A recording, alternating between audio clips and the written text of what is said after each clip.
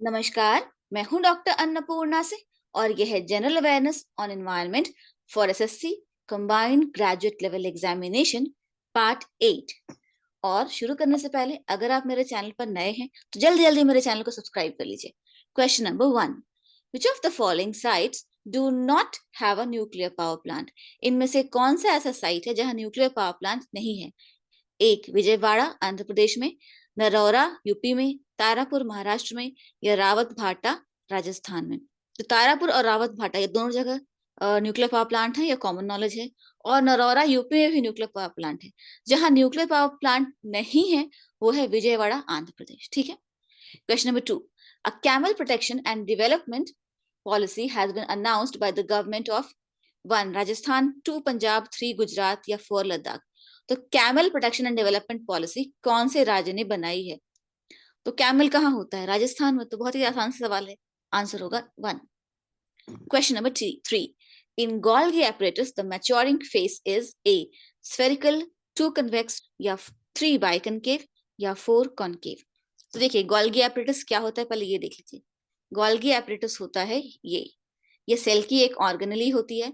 तो इसका जो मैच्योरिंग फेस है जैसे जैसे बढ़ता है तो वो और बल्ज्ड आउट होता जाता है। कन्वेक्स मतलब बल्ज्ड आउट। तो इसका सही उत्तर होगा 2।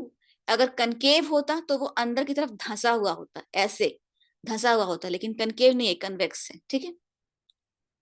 Question number 4, dash part of xylem tissue in plants stores food. तो कौन सा हिस्सा जाइलम टिश्यू में प्लांट का खाने को स्टोर करता है? 1 vessels, 2 xylem fibers, 3 xylem parenchyma, या 4 tracheids। तो इसका सही उत्तर है 3 xylem parenchyma।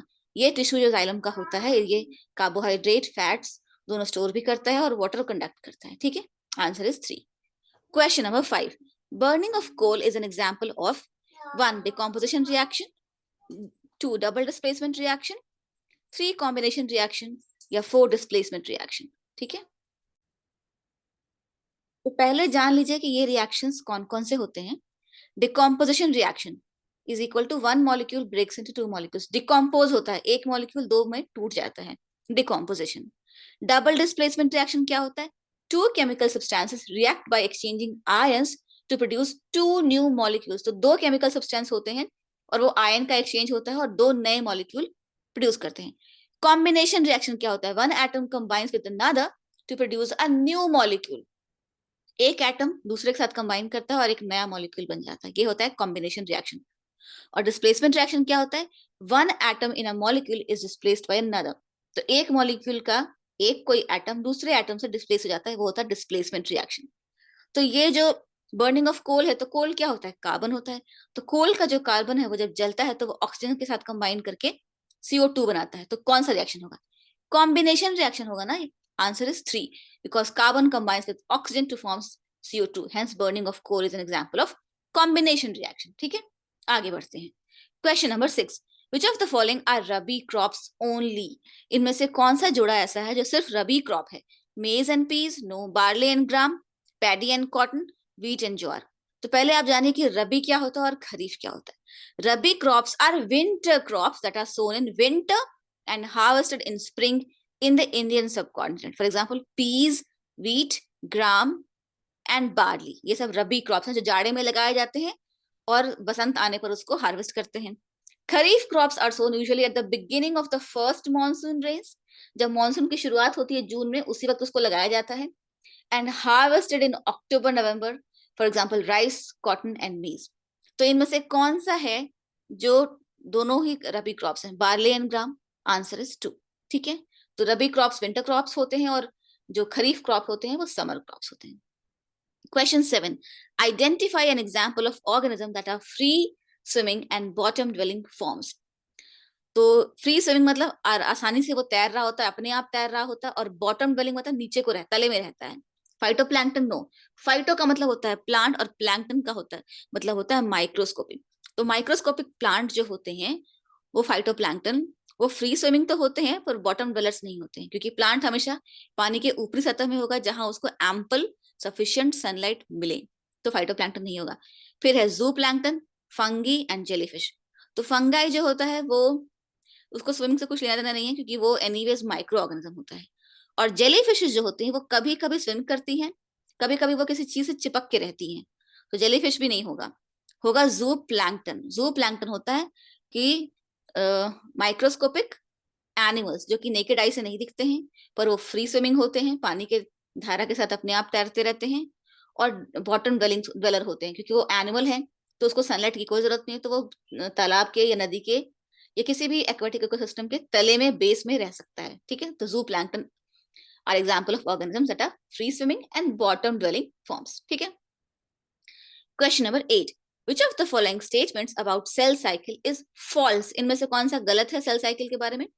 1, preparation of mitosis takes place in G2 phase. G2 phase जो है वो इंटरफेज का पार्ट होता है, तो ये सही है।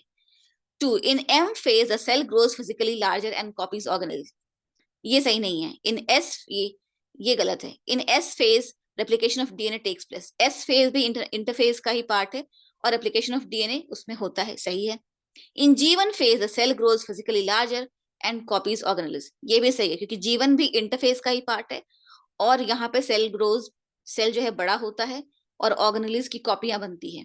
ठीक है, तो गलत सिर्फ यही है। In M phase the cell grows physically larger and copies organelles. M मतलब मेटाफेज, और ये बहुत ही एडवांस्ड फेज है। इस फेज के पहले ही सेल बड़ा हो चुका होता है और ऑर्गेनेल्स कॉपी हो चुकी हैं होती हैं, ताकि 2 सेल बन पाए। ठीक है, तो आंसर होगा 2। आगे बढ़ते हैं, question number 9, thorny bushes are found in dash region. Thorny मतलब झाड़, कांटेदार झाड़ियां कहाँ होती हैं? 1, मेडिटेरेनियन, 2, पोलर, 3, ड्राई डेजर्ट, या 4, high rainfall.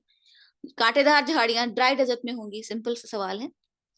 Question number 10, which of the following is highest quality coal? Interesting सवाल है, अक्सर एग्जाम्स में पूछ देते हैं। 1, लिग्नाइट, 2, बिटुमिनस, 3, पीट, या 4, एंथ्रासाइट। तो इसका सीक्वेंस याद रखिएगा। सबसे घटिया क्वालिटी का कोल होता है पीट, ये सॉफ्ट होता है और इसमें बहुत ही हाई मॉइस्चर कंटेंट होता है, तो सबसे नीचे होगा पीट, उसके बाद होता है लिग्नाइट, और उसके बाद होता है बिट्यूमिनस, और बेस्ट क्वालिटी कोल होता है एंथ्रासाइट। तो highest quality coal is sorry anthracite.